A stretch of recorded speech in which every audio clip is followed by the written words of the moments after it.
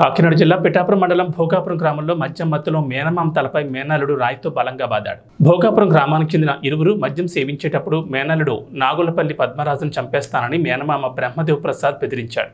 మద్యం సేవించిన అనంతరం దుర్గాదేవి గుడి దగ్గర నిద్రిస్తున్న బ్రహ్మదేవ్ ప్రసాద్ను రాయితో తలపై నాగులపల్లి పద్మరాజు కొట్టాడు. దీంతో అక్కడికక్కడ మృతి చెందాడు. కేసు నమోదు చేసి పోలీసులు దర్యాప్తు చేస్తున్నారు.